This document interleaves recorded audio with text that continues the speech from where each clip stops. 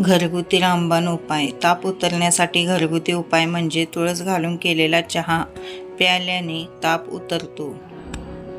जर थंडी वाजून ताप येत असेल तर अर्धा चमचा ओवा खाल्ल्याने थंडीचा जोर कमी होऊन घाम येऊन ताप उतरतो.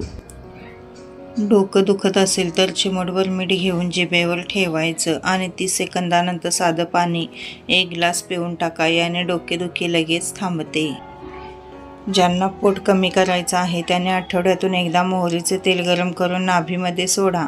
यामुळे पोट कमी होते. कॅन्सर होऊ नये असे वाटत असेल तर हळद घेऊन त्यामध्ये 1 थेंब पाणी सोडून हरभरा डाळी एवढी गोळी तयार करा. त्यावर कोमट पाणी घ्या. यामुळे कॅन्सरपासून तुम्ही नेहमी लांब राहता. झोपताना बेंबीमध्ये अथवा नाभीत तूप किंवा मोहरीचे तेल घातल्यास शरीरातील उष्णता बाहेर पडते. त्यामुळे चेहऱ्यावर येणारे पिंपल्स, फोड सगळे नाहीसे होतात. तुम्हाला नेहमी पित्ताचा त्रास होत असेल तर कडुलिंबाचे पाने खा. तसेच तिखट, तेलकट, आंबट, गोड असे पदार्थ एकत्र खाऊ नका. तसेच आंबट फळे खाणे टाळा.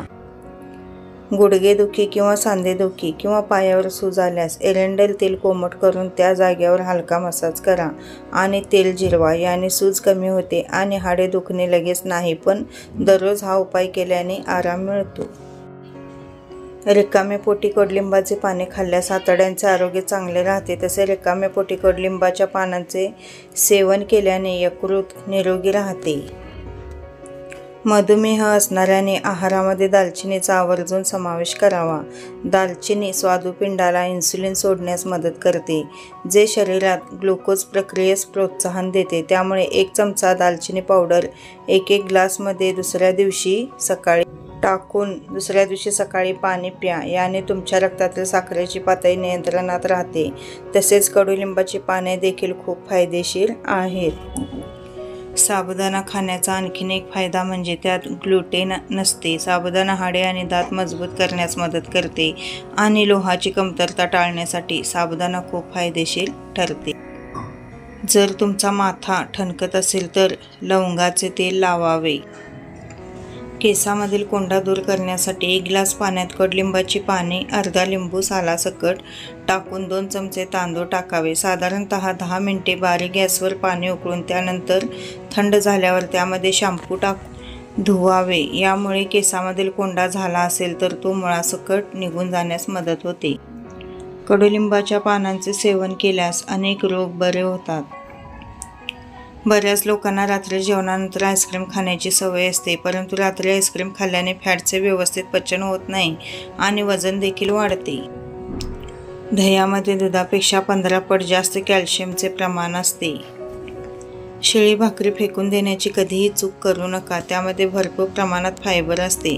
दुधासोबत शिळी भाकरी खाल्ल्याने अपचन, गॅस, ॲसिडिटी आणि पोटाच्या अनेक समस्या दूर होतात. जास्त खोकला येत असेल तर 1 चमचा आल्याचा रस आणि 1 चमचा मध चांगले मिक्स करून हे मिश्रण खायचे आहे. यामुळे घशातील इन्फेक्शन कमी होते. तसेच छातीतील कफ पातळ होतो. यामुळे लवकर आराम मिळतो. चालण्याचा व्यायाम करणाऱ्या व्यक्तीला हृदयरोगाचा त्रास कधीही होणार नाही. मोठ्या केळांपेक्षा लहान केळीमध्ये जास्त प्रमाणात कॅल्शियम असते. जर तुम्हाला गॅसची समस्या असेल तर जेवणामध्ये ओवा खायला विसरू नका किंवा ओवा आणि बडीशेपचे मिश्रण जेवणानंतर खाल्ले तरीही तुम्हाला गॅसची समस्या होणार नाही. कच्चा मुळा खाल्ल्याने मेंदू तीक्ष्ण होतो. हात-पाय जर काळे पडले असतील तर दिवाळीला जे आपण उटणे लावतो त्या उटण्यामध्ये दूध मिक्स करून हातापायांना आणि चेहऱ्याला लावा. याने काळवंडलेला चेहरा कमी होतो. रात्री जेवणामध्ये कधीही बटाटे खाऊ नये. यामुळे रात्री पचनक्रिया ही मंदावलेली असते. त्यामुळे वजन वाढते. जेवणानंतर वज्रासनात बसल्यामुळे वात नियंत्रित राहतो. रात्री आणि जेवणानंतर लसणाची 1 पाकळी खावी. यामुळे वजन झपाट्याने कमी होते. जर तुम्ही फ्रीजमध्ये ब्रेड ठेवत असाल तर ते आजच थांबवा, कारण सामान्य तापमानात उघड्यावर ठेवल्यास जास्त काळ टिकतो, पण फ्रीजमध्ये लवकर खराब होतो. स्ट्रॉबेरी खाल्ल्याने दात नैसर्गिकरित्या पांढरे राहतात. जर तुम्हाला त्वचेसंबंधित आजार असेल, बेसन पिठामध्ये चंदन पावडर, हळद आणि ॲलोवेरा जेल किंवा गुलाब पाणी मिक्स करून चेहऱ्यावर लावून मसाज करा. फ्रीजच्या पाण्याऐवजी कधीही माठातील पाणी प्या. फ्रीजमधील थंड पाणी शरीरासाठी खूप हानिकारक असते. एका श्वासात पाणी कधीही पिऊ नये, त्यामुळे छाती दुखू लागते. त्यासाठी पाणी पिताना नेहमी खाली बसूनच पाणी प्यावे, त्यामुळे वजन देखील कंट्रोलमध्ये राहते. आणि जर तुम्ही उभे राहून पाणी पिले तर तुम्हाला गुडघेदुखीचा त्रास होऊ शकतो. निरोगी राहण्यासाठी आहारातून साखर पूर्णपणे काढून टाका. तसेच मिठाचे प्रमाण कमी करा. सॅलेड, दही, ताक इत्यादीमध्ये पांढऱ्या मिठाऐवजी काळे मीठ वापरा. ते खूप शरीरासाठी फायदेशीर आहे. मैत्रिणींनो, आजचा टिप्स कशा वाटल्या ते मला कमेंटद्वारे नक्की कळवा आणि व्हिडिओ आवडल्यास प्लीज चॅनलला सबस्क्राईब करा. धन्यवाद.